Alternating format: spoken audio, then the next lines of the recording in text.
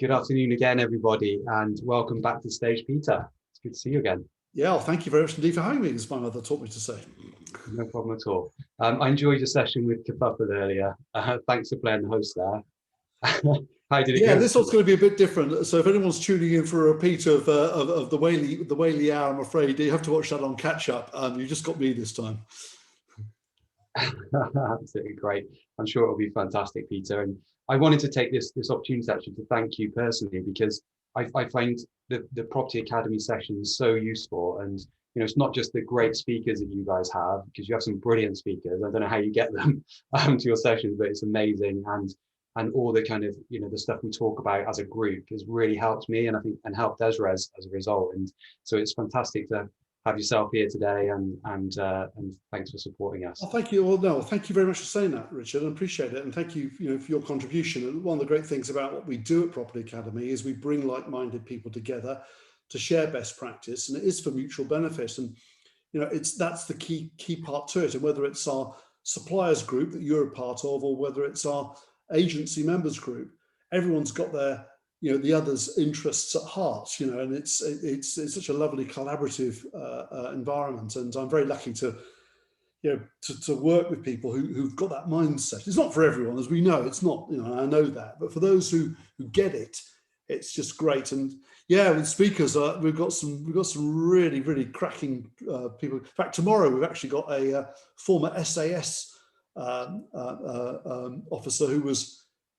tortured in the Middle East. He was captured and tortured, and he's going to talk about resilience tomorrow. So I'm hoping that you'll come along as one of our members, and others too, because I think as it's a year to the day since we entered lockdown, I think learning about resilience is actually, we might have needed him a year ago, but I think we still need him now just to get through this last hump before we go into it. Absolutely, that sounds fantastic, and I will definitely be there. I look forward to that, Peter. Brilliant. So I'll hand over to you for this session. I'm really looking forward to it. Yeah, thanks, Richard. Thank you very much. As I say, thank you for having me here today. Let me screen share and get cracking with this. So good afternoon, everybody. And first of all, thank you very much indeed for coming along to this session. And I really hope that I can deliver some value to you today. And I said to Richard earlier, it was a bit of a toss-up for me whether to share this session or another session that we have, as both of them I feel are fundamentally the two most important pieces of work that we've delivered at Property Academy over the last, 12 years or so since we first established. And genuinely, because of that, I felt really uncomfortable actually having to make, it's like which is your favorite child? How would you go about deciding that? I'm lucky I only have one, so I don't have to make that awful decision. But what would it be? Oh, Mr. Bradbury's asking, are the slides going to be available afterwards? Yes, they are, Simon. And if it's, I'm sure Richard will make them available. If he doesn't, I will happily make them available. But what I was going on to say was that the actual decision on this program was to share with you some of our what we regard as being our most important work.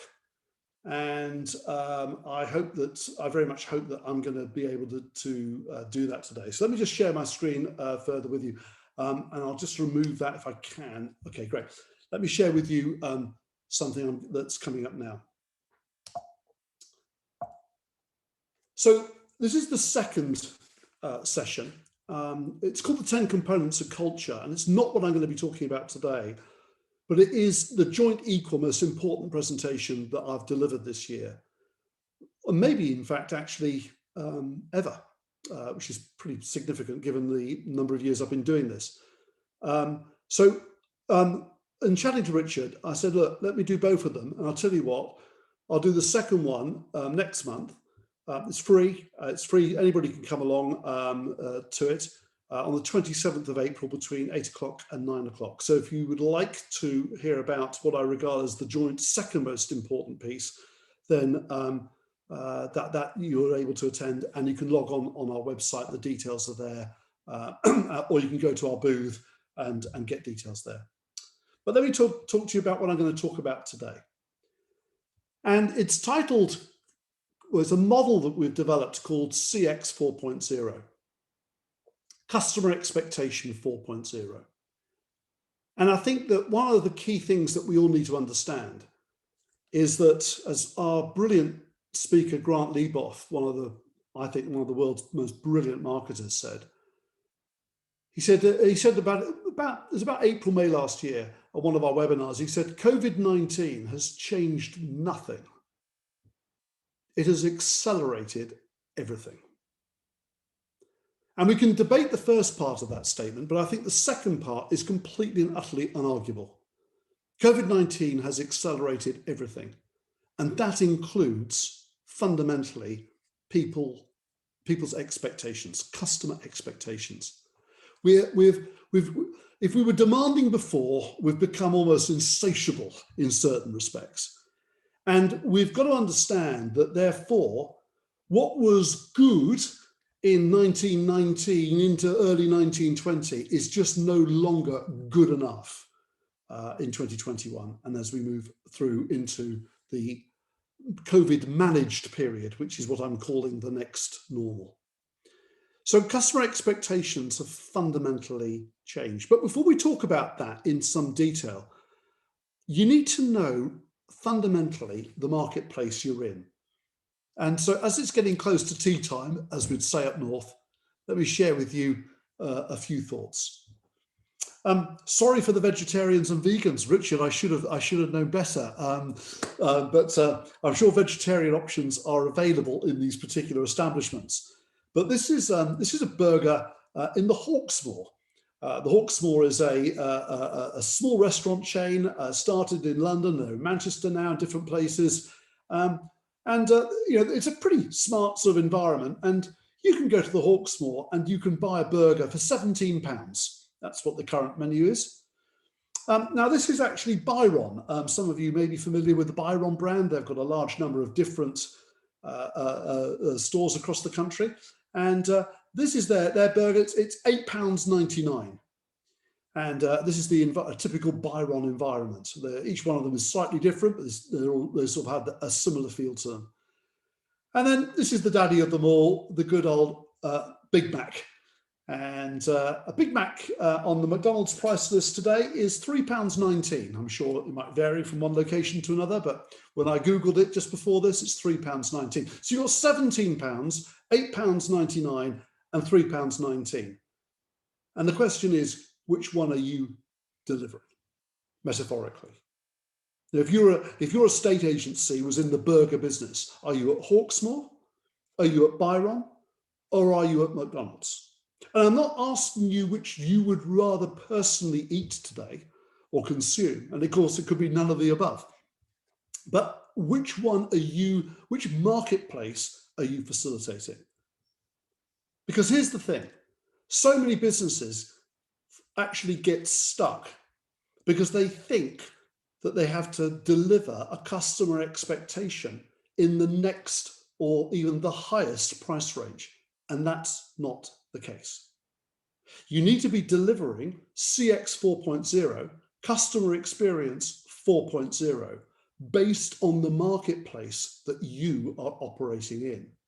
Which is why, if you're operating in a comparatively lower price end, if you're operating as an estate agent in a first-time seller, first-time buyer environment, it's a very different CX 4.0 compared to if you're operating in Mayfair or Park Lane or some other very affluent area. And it's understanding, therefore, that you don't have to necessarily, if you're operating in that lower price point, replicate what is going on in those higher price points. In fact, if you were to try to do so, you'd come unstuck. But it is appreciating and understanding that what the customer experience was in each of these price ranges has changed and has evolved. And by the way, this has been going on for hundreds of years. It's nothing new. But what does happen every so often is there is a step change. So let me explain in terms of the model and how that works. You've got to first of all identify, as I said, which marketplace you're in. And then the next thing you need to understand is, what is the expectations of the customer in that market? From there, you can then design and develop your product and service proposition that must, and I say this word carefully, must have a competitive advantage. From there, and this is the key piece, which I'll expand on in a moment, from there, you need to reverse what you've done, many of you will have done for many years. You need to reverse it. Rather than thinking about which people do I need to deliver that product or service level. Instead, you need to think first, what are the tech or outsource options that we need to employ?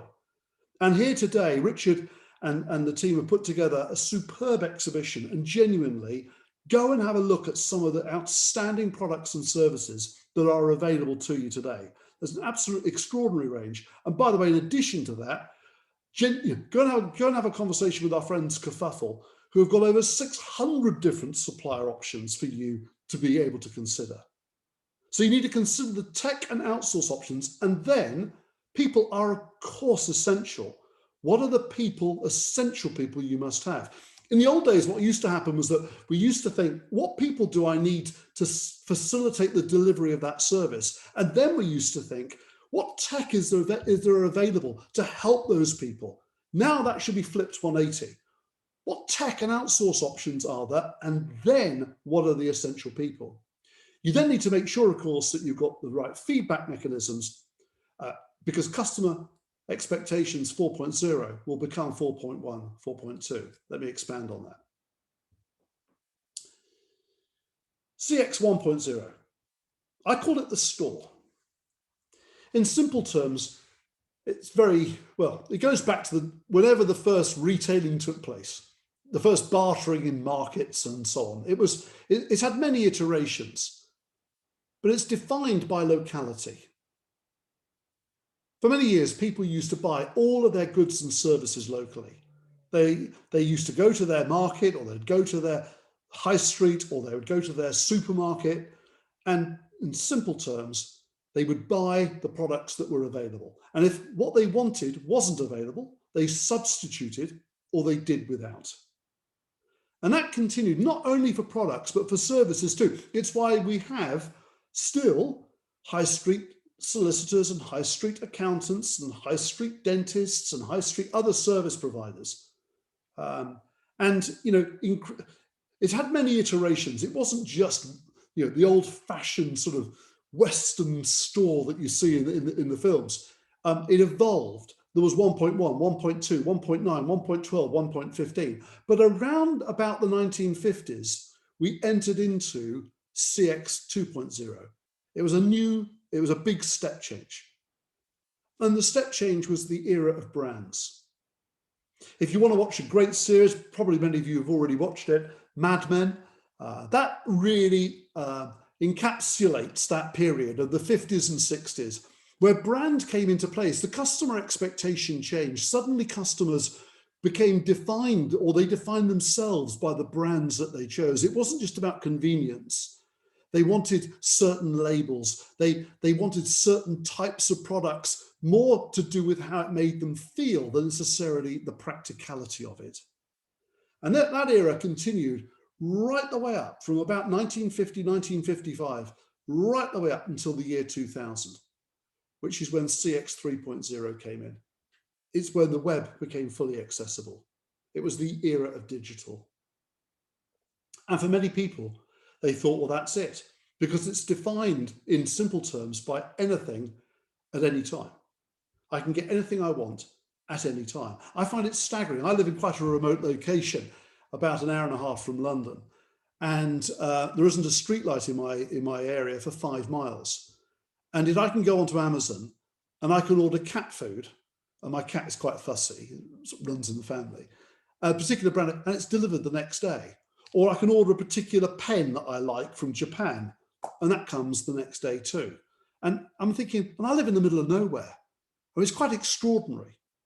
And so a lot of people thought, well, we'll just be in the era of CX3 for some time, CX 3.1, 3.2, 3.3, et cetera, et cetera. Well, COVID has changed that. And we've moved into 4.0. And 4.0 is where things need to be anticipated. The customer is no longer expecting to have to go and find things. They are expecting you to go to them. And that's the big switch that has taken place.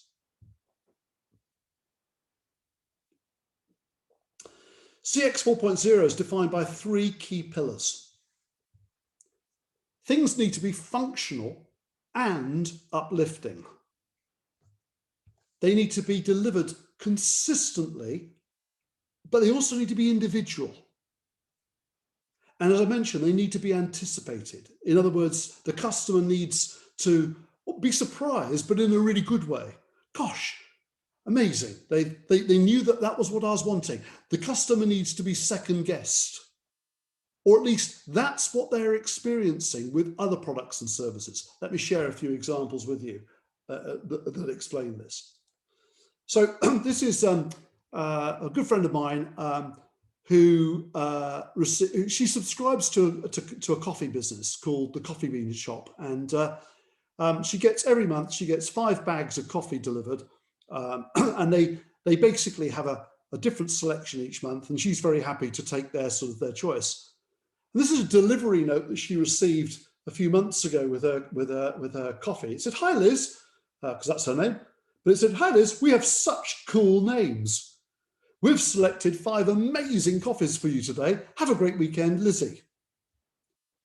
And Liz thought that was really cool. And so she posted it in our WhatsApp chat, and I wrote about it in my blog on Monday. And here I am talking to you guys about it today. This is a dispatch note. It's functional. I think that's quite uplifting. It's sufficiently uplifting for Liz to feel really good about it and share it with her friends, and for me in turn to share it. And I believe that every one of us have what I call delivery note moments, where we can provide the functional things that are uplifting. Here's another example. This is the anticipative. Feel is a hairdresser's in Soho in London.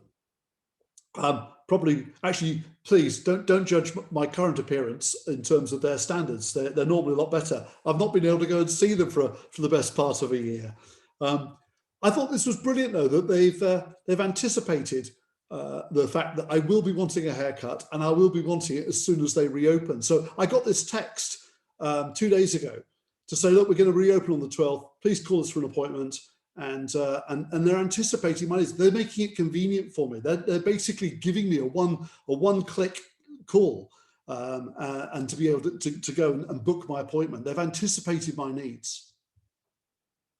This is this is the daughter of one of our members. So Rachel, who's based in the Lake District, I was staying at her place. Rachel's become a good friend as well as a member of the Property Academy, and I was staying with her and her husband and family. And Rachel's daughter opened the post, and she got this exclusive invitation, and you'll see it's addressed to her, "Dear Miss Stanthorpe," and then it's got "Miss Stanthorpe, this will be no ordinary event," and further down it engages her, it mentions her name again. But what I really liked was how the VIP invitation on the front cover also manages to get her name into it. And it goes back to this idea of it being consistent and individual. And then this, another example that came through, this was actually a couple of months ago. Sarah, my significant other, received this it's a blouse from a company called Aggie. And I've never heard of them myself, but I'm sure it'll be reassuringly expensive if she's ordered it. And you'll notice on the ribbon, it says, "To Sarah Kemp, with love from Aggie." You know, they've taken something which is functional, the packaging, and made it massively uplifting. I was staying in Seattle with some of our, I beg your pardon, I tell a lie, I was staying in San Francisco with some of our Blue Sky members a couple of years ago. We visited Airbnb, Tesla, Facebook, Google. We had the most amazing week there. And in the hotel, when I arrived, it was Easter.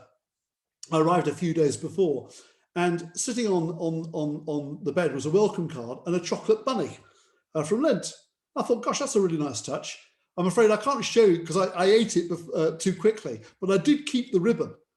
And here's the daft thing, I've kept the ribbon subsequently for 2 years. Mr. Knight's Gold Bunny, it said around it. Every individual got a personalised one from the hotel as a greeting. Again, how brilliant, consistent and individual.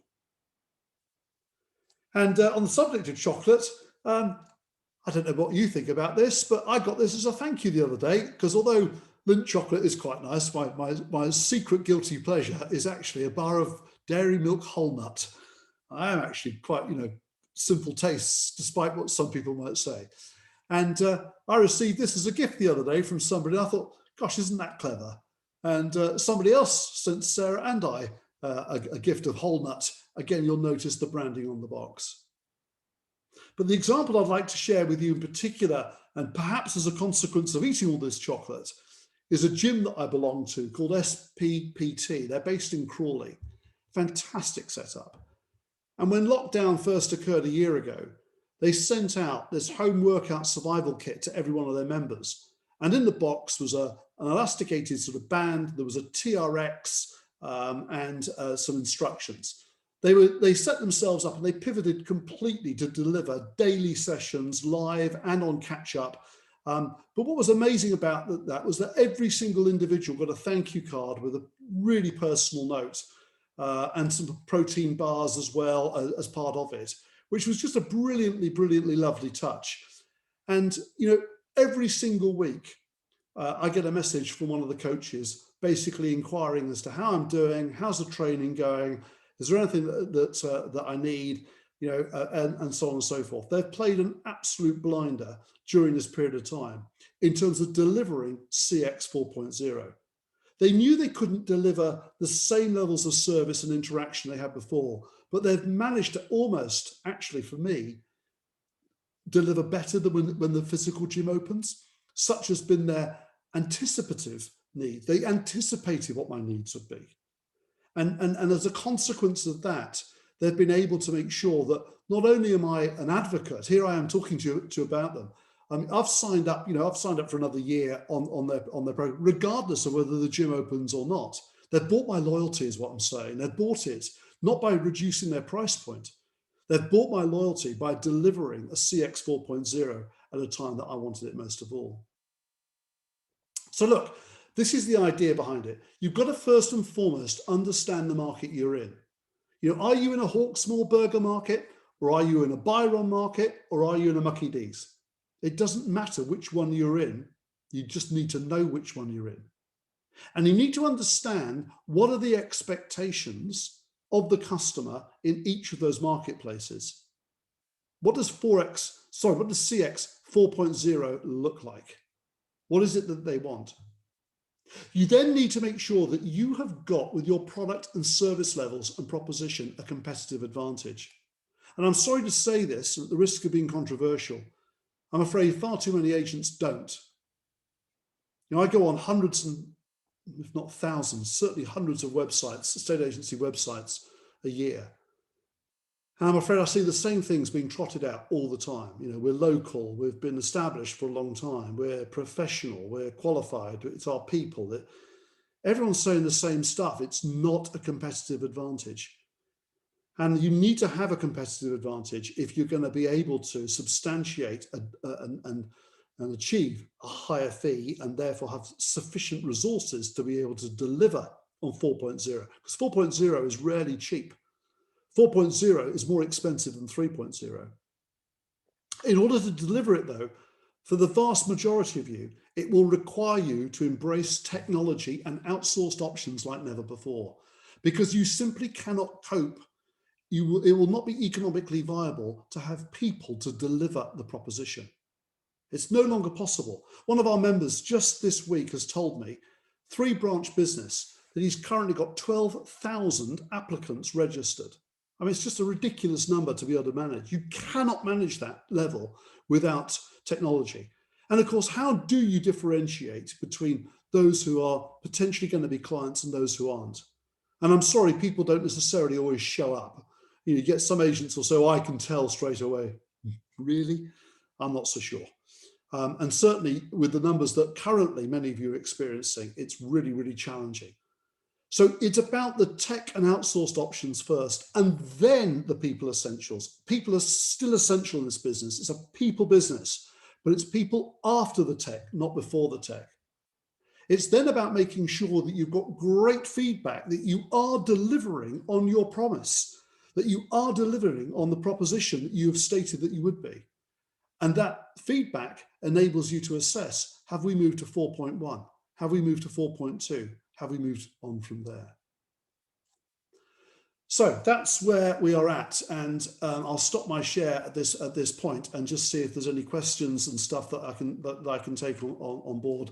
And very happy to take any more questions that come in, Rich. And I've not had a chance yet to look at the chat or the questions, but I hope that sort of quick overview of what CX 4.0 is about is helpful. And I make this point that it's about utilizing the tech to deliver an enhanced service to the customer. And I know that you guys have been delivering and creating some brilliant advances in your tech to facilitate this and to enable that 4.0 experience to come through. Yeah. Thank you, Peter. That was really, really interesting. And I think that's been a big change that we've seen, is that agents are really starting to understand the value of their data.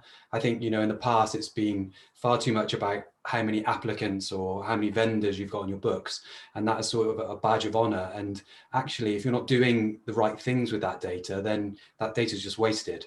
And you need to, as you say, understand your market so that you can really hone in on what the useful data is and use it in the right way. I mean, it's just so important. And with the days of GDPR and all of that now, you need to be managing that really, really carefully, but you can still use it, and you can use it in a more targeted way now than potentially you could in the past.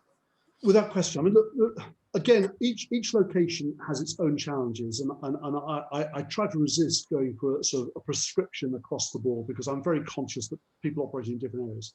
But right now, certainly chatting to many of our members, as I've done over the last couple of weeks, to ask them what is their main issue at the moment. For a significant number of them, it's stock. Okay, they're literally selling and letting everything that comes onto their books. It's going straight out. By the way, it's rather perverse, that, because actually, isn't that what you'd want? And so sometimes you have to be careful what you wish for. The trouble is, everything I'm listing, I'm selling and letting. Isn't that? Anyway, that's the thing is, stock levels are lower than they should be. So what's happening is an awful lot of people are going out there trying to create all sorts of complex marketing campaigns, Facebook this, social media that, direct, all of these things have their place, no question. But fundamentally, the most important place of all to go to is the database. Now, if a business has been operating for 5 or more years, I'll make a prediction that it has got all the new business opportunity that it needs residing in its database. And that's why that database is so valuable and needs to be treated and loved and nurtured and looked after and cared for. And right now, Richard, there's the best opportunity, I think, from a prospecting perspective ever. And I say that because I don't believe in my entire career, and my career is probably longer than anybody else viewing this, or certainly right up there. I don't believe in the 40 or so years I've been in this business that there has ever been a market where just about every single person has been assessing their lifestyle. You get some people who think every year about their lifestyle and what they want, and you get some people who just bumble along. But I reckon that to varying degrees, everybody has been considering the lifestyle that they lead and asking the question, what do we want going forward? Because COVID has done that, has accelerated that. And therefore, I think there's the perfect opportunity to go to every single person in the database and have a conversation along the lines of, hi, it's Peter from XYZ Estate Agency. Just a quick courtesy call. We've noticed that we've had an awful lot of people reevaluating their home situation at the moment, and in terms of the pandemic and what they want. I just wanted to find out, how are you? And are you considering a change of environment? And if you are, can we help you? What's going on in your world? And it's that sort of conversation, which is perfect. It delivered well, is perfectly appropriate. And this is where the tech comes into play to enable then some really great automated follow-ups and systems to apply to this. So what I'm trying to suggest is that the role that you guys play at Dezrez right now, I'm going to say, you haven't paid me to say this, you haven't paid me to be here. I'm happy to be here and support you as one of our members. But I genuinely believe this. The role that you are playing now is the most important role you have ever played, because you've got all these people, right, that need to be managed in terms of their expectations and how to deliver this 4.0. And those agents that get it right don't just set them up for themselves for the short term. I reckon those agents that get it right can set themselves up for several years to come by being that agent that actually showed some care and concern at this point in time.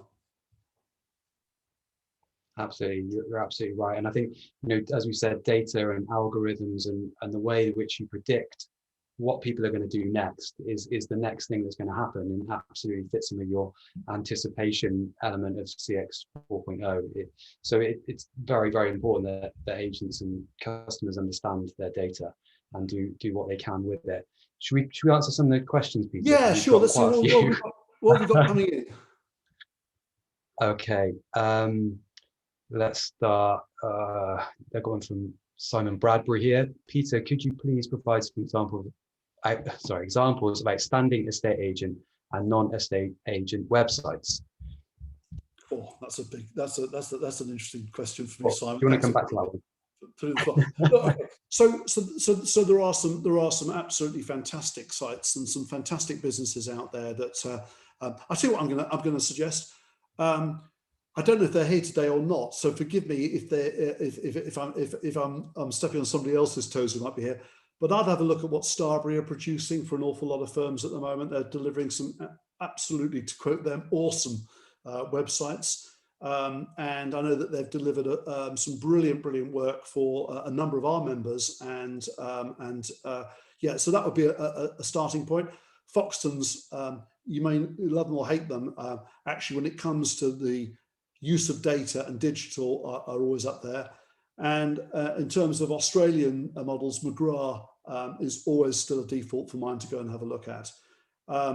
So yeah, those would be the sort of three sort of starting points that I would go to. The key thing is, how easy do you make it to interact with you? And fundamentally, what I'm saying is this: I can book that barber's. But I can either phone them and make an appointment, or I can go online and make an appointment. Either way, I can make an appointment. Can I do that with you? Can I make an appointment to view a property? Can I make an appointment to have my property valued? Or have I got to go and jump through a whole load of hoops? How easy is it for me to transact with you? Excuse me. So the website is not just about how pretty it is, or how the download speeds, and although those things do matter, it's actually the functionality. To what degree is it properly integrated with the CRM system? To what degree does it actually recognize me in terms of what I've seen before? And this is why actually, the key now is to look at your tech stack, what we call the tech stack or the app stack. And it's how all these things integrate together and how they all work. But everything will come back to the CRM ultimately and to your website. And those two things need to be really, really well wedded together. Yeah, absolutely. I mean, and we've got Property Jungle here today, and obviously the two now, Property Jungle and Starbury under the same umbrella. That's a fantastic link up and fits right in with what you were saying. I think, there's no excuse now. You can have a good website, whatever your budget. Without question. You see, look, I hope Mike doesn't take offense at this, but to my mind, Mike has been operating at the Byron Burger end of the website market. In other words, delivering a brilliant job and great value for money. Starbury is probably at the Hawksmoor end, and there's a market for both, and both understand their propositions. And it's no surprise that the Guild has chosen to purchase, or eProp Services have chosen to purchase and acquire both of them, because both of them have a part to play. They both get it. Starbury is probably looking at creating a more bespoke option, and the Property Jungle is looking to create perhaps a more replicable, but more price. But both are seeking to deliver or enable agents to deliver 4.0. So absolutely, both represent, I think, outstanding examples. And by the way, neither of them are paying me to say that either. I don't take commissions from anybody. If I promote somebody, it's because I believe in them. No other reason. I never take commissions. Great. Thank you, Peter. So there's another question here. I couldn't agree more. Estate agency is always going to be a people business, but without the resources and the technology to empower our people, we are at a dead loss. That's from Naima. Yeah, it's funny because when I started in the business 40 years ago, the technology was non-existent. Genuinely non-existent. We had, I remember a golf ball typewriter being a big woo and ah when it arrived in the office, but you see, the game has changed. We were operating at that stage in CX 2.0, and the brand mattered. and people associated themselves with the brand of estate agents. And you still get that at the sort of top end, the Knight Franks and the Savills and all this sort of thing, where people will select them based on their brand, because they're in that marketplace. Okay, that worked. The trouble actually, Richard, for an awful lot of estate agents is they have yet to fully embrace 3.0. So they're still stuck in the brand war of going out and saying, basically, we'll let our brand compete with other agents' brands. It's brand v brand. They've not embraced digital. And so they've got to actually not only embrace 4.0 and the three key pillars of that, they've also got to play catch up on the digital experience as well.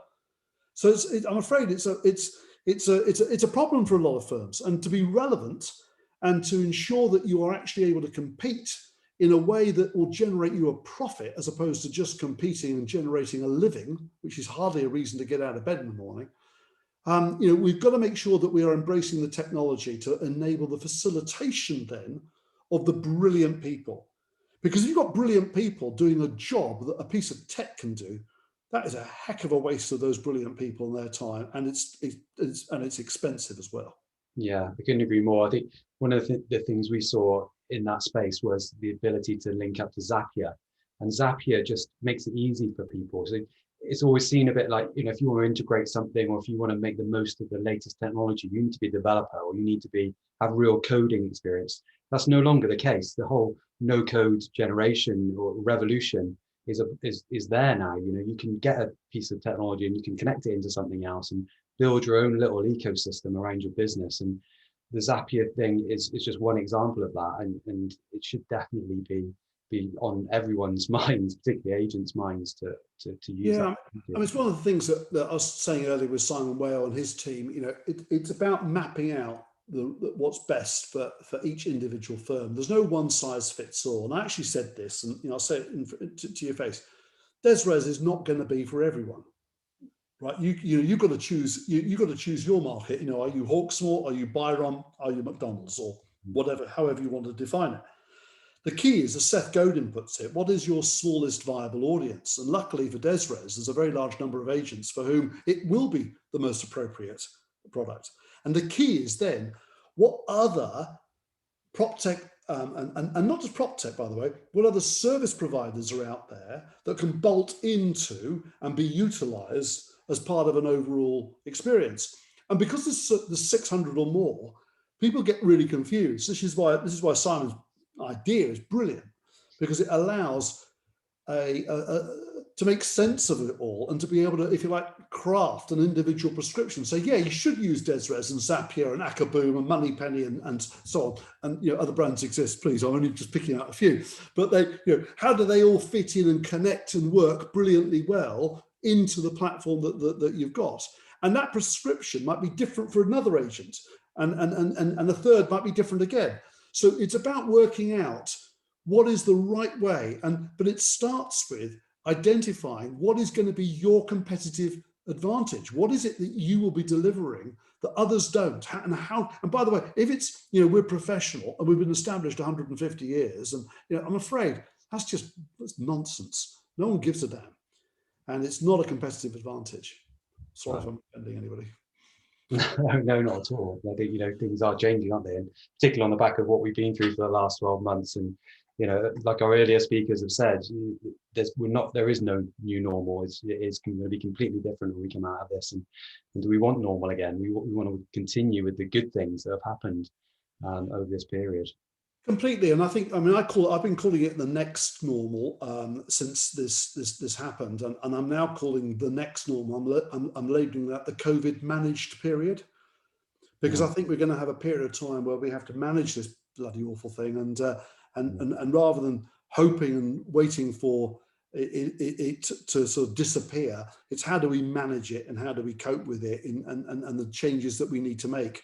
But the one thing that it has done is accelerate, as I was saying earlier, everybody to think about their homes and their lifestyle and where they live. And I'll give you an example. One of our members just this morning, who's based in St Albans, was saying how they're benefiting from all of the people moving out of London that want a sort of more rural environment. But then the people in St Albans actually say, this isn't rural enough for us. And they're all shooting off to Devon and Cornwall. And it's just, I don't know where they go to. They're probably going off into some sort of island off the Hebrides or something. But the thing is, there are there's one of the reasons why there's such demand and such volumes of activity taking place at this moment in time is because people have accelerated their life stage move. They said, I don't want to wait. We'd originally planned for the kids to get to, I don't know, 7 and 10, and then we were going to move, or to get to 9 and 11 before they're going to move. Now they're saying, I want to move. Actually, we'll move ahead of that time. And because of affordability, despite the nonsense that's printed in a lot of the media, we've got interest rates at still record low levels, and they will continue to be low for a long period of time by sensible forecasters. People actually need an agent. This is why the proactivity comes into place, to call them, to make them aware of what they can do, because a lot of people just aren't aware. And that's where the good agents, again, leveraging their data, are going to go through their database and they're going to say, okay, who are the people? And if they've used the data well, Richard, that's unfortunately a big if, but if they have, and they've got information that tells them about the customer's situation in terms of numbers of kids, ages, etc., etc., etc., they should be able to forecast the people who are more likely to want to move, and from there be able to then make contact with these people and have a proper grown-up conversation. But you need resources to do that. And if actually the people you've got are spending all of their time just dealing with the stuff, the deluge of stuff that's coming in every day, and haven't got time to see the wood for the trees, well, then I'm afraid what they end up doing is just production line, and they don't deliver CX 4.0. The production line needs to be automated to enable the brilliance, the things that best estate agents do, to be able to be facilitated and delivered to the customer. But it starts, as I said, with having the clear idea of your proposition, making sure it's got a competitive advantage, then the tech, then the people. That's the key. That's the key thing I hope that the people participating today will take away. Excellent. Thank you, Peter. I could talk to you all evening about this, but I think since we've got about 15 minutes over already, I think we better bring things to a close. And thank you to everyone for all your questions. I'm sorry we haven't got to all of them. But I did just want to take this opportunity just to thank everybody that's been involved in EAvolution today. It's been a fantastic day.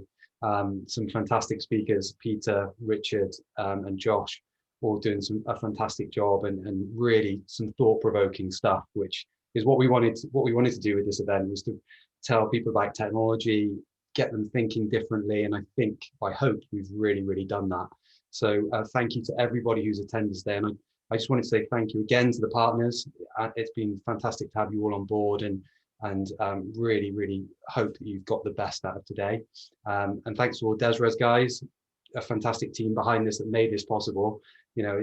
I'm stood up here getting the glory, I suppose, but it's just been a fantastic job by all the teams. So our developers, our account managers, our support team, our product teams, and most of all to Vicky, Kaylee, and Kai for the fantastic job you guys have done.